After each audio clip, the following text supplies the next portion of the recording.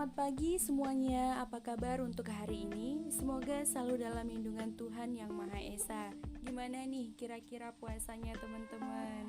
Sebentar lagi sudah mendekati lebaran, semoga tidak ada undangan dari sang mantan ya. Baiklah untuk para pendengar yang budiman, biar kita lebih semangat lagi nih. Saya ada pantun, ikan hiu makan batu, yuk kita mencari ilmu. Jangan bosan untuk mencari ilmu dari manapun. Karena apa? Karena apa yang kita lihat, apa yang kita dengar, dan apa yang kita rasakan adalah ilmu. Nah, hari ini spesial banget. Karena apa? Kita kedatangan seorang mahasiswa dari Universitas Ahmad Dahlan Yogyakarta, yaitu Khairul Fahmi Zain. Teman-teman kampus juga biasanya memanggil beliau ini dengan panggilan yaitu Zain. Dan beliau ini dari Fakultas Sastra Budaya dan Komunikasi, Prodi Ilmu Komunikasi, yang akan membahas tentang teori ilmu komunikasi. Wah, menarik sekali bukan materi kita pada hari ini? Nah, baiklah, di dalam pembahasan kali ini kita akan mengenal lebih dalam lagi apa sih itu teori komunikasi dan perkembangan teori. Juga ide tentang teori elemen dasar dan teori yang ideal itu seperti apa. Baiklah, kepada teman kita, kita persilahkan. Baiklah, terima kasih. Sebelumnya saya mau kasih tahu nih ke teman-teman semua. Komunikasi itu sebenarnya adalah di mana seorang berinteraksi dengan sesama. Dan ada beberapa macam komunikasi. Nah, ketika kita berkomunikasi, alangkah baiknya komunikasilah dengan bahasa yang jelas. Biar kita tahu nih, dia minta dinikahin atau cuma minta ditemenin. Nah, setelahnya kita masuk ke pembahasan kita, yaitu teori komunikasi. Apa sih teori komunikasi itu? Nah, jadi sudah sejak lama orang tertarik mempelajari bagaimana manusia berinteraksi satu sama lainnya. Atau dengan kata lain, bagaimana manusia berkomunikasi. Hasil pengamatan terhadap komunikasi antar manusia menghasilkan berbagai teori komunikasi, yang pada intinya adalah upaya para ahli menjelaskan bagaimana manusia berkomunikasi dan apa yang terjadi selama komunikasi itu berlangsung. Teori komunikasi yang dihasilkan hingga saat ini jumlahnya sangat banyak, karena komunikasi itu sendiri merupakan bidang yang sangat luas. Berbagai teori itu kemudian dikelompokkan atau digolongkan menurut mekanisme tertentu, sehingga berkembang menjadi ilmu tersendiri pula. Nah, komunikasi merupakan salah satu aspek terpenting, namun juga kompleks dalam kehidupan manusia. Manusia sangat dipengaruhi oleh komunikasi yang dilakukannya dengan manusia lain, baik yang sudah dikenal maupun yang tidak dikenal sama sekali. Komunikasi memiliki peran yang sangat vital bagi kehidupan manusia. Karena itu, kita harus memberikan perhatian yang sesama terhadap komunikasi, khususnya teori komunikasi. Apakah teori itu? Nah, setiap upaya menjelaskan sesuatu pengalaman adalah teori, yaitu gagasan atau ide bagaimana sesuatu dapat terjadi. Setiap orang pada dasarnya menggunakan teori yang digunakan untuk membantu orang memahami berbagai hal dan memberikan keputusan mengenai tindakan apa yang harus dilakukan. Teori selalu berubah dari waktu ke waktu. Perubahan teori terjadi ketika orang menemukan hal baru atau mendapatkan perspektif dapat mengetahui apa yang diharapkan akan terjadi. Teori membantu kita memutuskan apa yang penting dan apa yang tidak.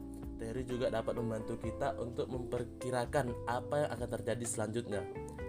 Setiap orang selalu berupaya memahami setiap peristiwa yang dialaminya. Seorang memberikan makna terhadap apa yang terjadi di dalam dirinya. Terkadang makna yang diberikan itu sangat jelas dan mudah dipahami orang lain, namun terkadang makna itu sangat kabur, tidak dapat dipahami, dan bahkan bertentangan dengan makna sebelumnya.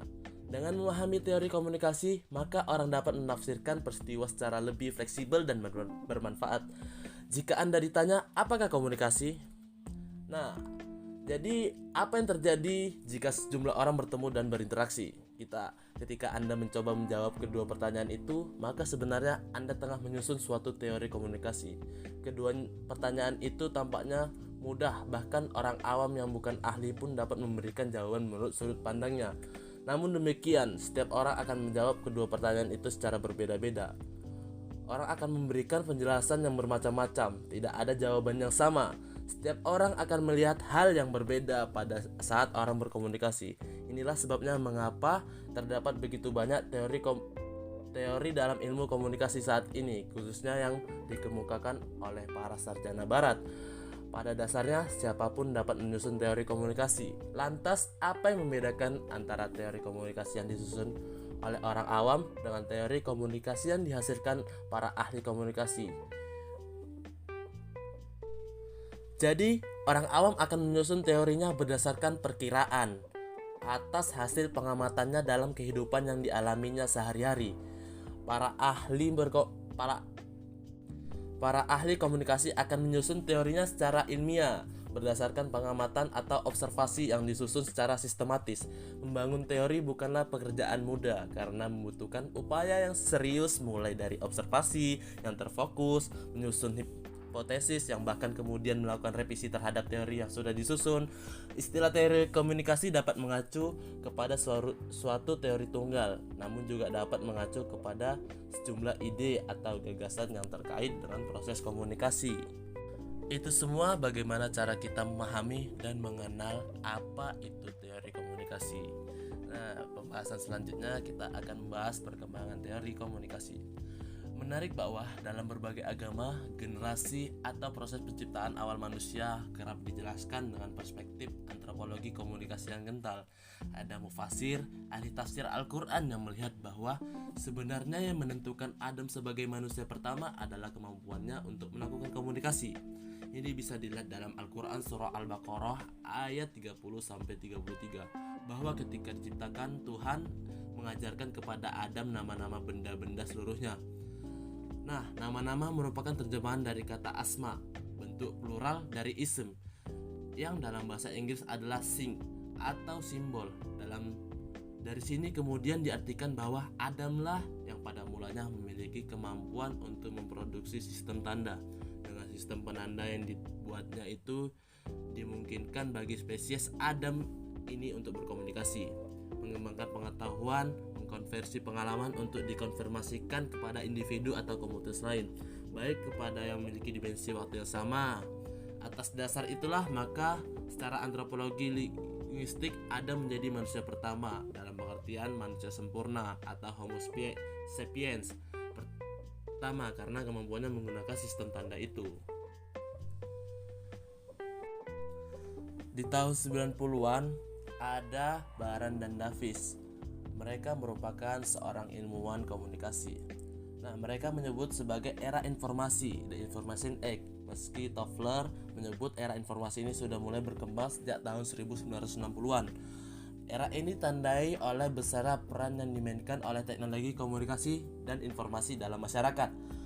Besarnya peran itu salah satunya disebabkan oleh terjadinya konvergensi media dan teknologi yang muncul dalam berbagai bentuk teknologi hibrida yang memungkinkan perubahan sedemikian rupa dalam komunikasi yang dilakukan oleh umat manusia. Sebagian juga melihat era ini sebagai globalisasi, sebuah konsekuensi dari perkembangan pervasif teknologi komunikasi itu. Perspektif antropologi di era ini nampak pada beberapa penelitian yang mengeksplorasi berbagai masyarakat dalam berbagai bangsa, ras, dan suku ketika mereka mulai bersentuhan dengan teknologi komunikasi ini. Nah, jadi teman-teman sekalian, itu merupakan pembahasan dari perkembangan ilmu komunikasi. Nah, selanjutnya ada pembahasan tentang elemen komunikasi nih. Nah, jadi setiap peristiwa komunikasi ada tingkat apapun, apakah komunikasi antara pribadi atau komunikasi massa, akan melibatkan elemen komunikasi. Para ahli komunikasi telah lama meneliti masing-masing elemen komunikasi untuk menentukan peran dari masing-masing elemen dalam menentukan aktivitas komunikasi. Pada umumnya, studi komunikasi pada masa lalu lebih menekankan pada upaya bagaimana menjujuk atau persuasi sebagai bentuk efek yang diinginkan. Dengan kata lain, pengirim pesan berusaha meyakinkan orang untuk mau melakukan sesuatu atau tidak melakukan sesuatu. Namun perkembangan mutakhir belakangan ini menunjukkan penelitian komunikasi telah semakin luas dalam hal cakupan efek yang dipelajari. Komunikasi tidak hanya terbatas pada upaya membujuk, tapi juga pada upaya memaksa. Nah, menurut Joseph Dominic tahun 2002, Setiap peristiwa komunikasi akan melibatkan 8 elemen komunikasi yang meliputi sumber, encoding, pesan, saluran, decoding, penerima, umpan balik, dan gangguan. Pada dasarnya gagasan mengenai elemen komunikasi ini adalah juga teori yang melihat komunikasi berdasarkan unsur-unsur atau elemen yang membentuknya. Kita akan membahas elemen komunikasi persatu. Kita akan membahas elemen komunikasi ini satu persatu. Nah, jadi sumber atau komunikator. Nah, proses komunikasi dimulai atau berawal dari sumber atau pengirim pesan, yaitu di mana gagasan, ide atau pikiran berasal yang kemudian akan disampaikan kepada pihak lainnya, yaitu penerima pesan. Sumber atau pengirim pesan sering pula disebut dengan komunikator. Sumber itu komunikator bisa jadi adalah individu, kelompok, atau bahkan organisasi. Komunikator mungkin mengetahui atau tidak mengetahui pihak yang menerima pesannya. Jika Anda sedang berbicara dengan seorang teman, bisa jadi Anda sudah mengetahui siapa teman Anda itu. Nah, yang kedua ada encoding. Encoding dapat diartikan sebagai kegiatan yang dilakukan sumber untuk menerjemahkan pikiran dan ide-idenya ke dalam suatu bentuk yang diterima oleh indera pihak penerima. Jika Anda akan mengatakan sesuatu, maka otak dan lidah akan bekerja sama untuk menyusun kata-kata dan membentuk kalimat. Ketika Anda menulis surat, otak dan jari tangan akan bekerja sama untuk menghasilkan pola-pola atau bentuk yang terlihat dari atas kertas. Jika Anda seorang sutradara film, maka mungkin Anda akan minta juru kamera untuk mengambil gambar objek-objek tertentu yang dapat mewujudkan imajinasi yang Anda pikirkan. Nah, yang ketiga ada pesan. Ketika pesan berbicara, maka kata-kata yang kita ucapkan adalah pesan atau message. Maka ketika Anda menulis surat, apa yang Anda tulis di atas kertas adalah pesan. Jika Anda menonton televisi, maka program yang tengah Anda saksikan atau dengar adalah pesan. Kemudian yang keempat ada saluran atau channel. Saluran atau channel adalah jalan yang dilalui pesan untuk sampai kepada penerima. Gelombang radio membawa kata-kata yang diucapkan penyiar di studio atau membuat pesan visual yang ditampilkan di layar kaca televisi. Aliran udara dapat juga berfungsi sebagai saluran. Ketika Anda mencium bau aroma maka udara bertindak sebagai saluran yang menyampaikan pesan ke hidung Anda. Pesan apa yang Anda terima ketika Anda mencium wangi parfum dari tubuh seorang wanita yang berdiri di dekat Anda? Bagaimana jika orang yang berada di dekat Anda berbau aroma bawang? Orang buta menggunakan sentuhan ketika membaca huruf Braille. Sentuhan juga merupakan saluran. Kemudian yang kelima ada decoding. Decoding merupakan kegiatan penerimaan pesan diawali dengan proses decoding yang merupakan kegiatan yang berlawanan dengan proses encoding. Decoding adalah kegiatan untuk menerjemahkan atau menginterpretasikan pesan-pesan fisik ke dalam suatu bentuk yang memiliki arti bagi penerima. Selanjutnya ada penerima atau komunikan. Penerima atau komunikan atau disebut juga audiensi adalah saran atau target dari pesan. Penerima sering pula disebut dengan komunikan. Penerima dapat berupa satu individu atau kelompok, lembaga, atau bahkan suatu kumpulan besar manusia yang tidak saling mengenal. Siapa yang akan menerima pesan atau penerima pesan dapat ditentukan oleh sumber. Misalnya dalam komunikasi melalui telepon, namun ada kalanya penerima pesan tidak dapat ditentukan oleh sumber, misalnya dalam program siaran televisi. Nah, kemudian yang ketujuh ada umpan balik atau feedback. Umpan balik atau feedback adalah tanggapan atau respons dari penerima pesan yang membentuk dan mengubah pesan berikut yang akan disampaikan sumber. Umpan balik menjadi tempat peraturan arah dari arus komunikasi. Artinya sumber pertama kemudian menjadi penerima, sementara penerima pertama menjadi sumber baru, atau umpan balik berguna bagi sumber karena umpan balik memungkinkan sumber untuk memberikan jawaban terhadap pertanyaan yang muncul. Nah, umpan balik terdiri atas dua jenis, yaitu umpan balik positif dan umpan balik negatif. Umpan balik positif dari penerima akan mendorong lebih jauh proses komunikasi, sementara umpan balik negatif akan mengubah proses komunikasi atau bahkan mengakhiri komunikasi itu sendiri. Nah, kemudian kita udah sampai terakhir aja nih. Terakhir ada gangguan. Elemen terakhir dalam komunikasi adalah gangguan atau noise. Gangguan dapat diartikan sebagai segala sesuatu yang mengintervensi proses pengiriman pesan. Gangguan yang sangat kecil mungkin dapat diabaikan, namun terlalu banyak gangguan dapat menghambat pesan untuk mencapai tujuannya.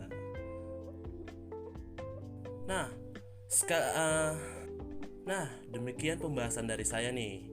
Mungkin saya cuma bisa sampai situ saja.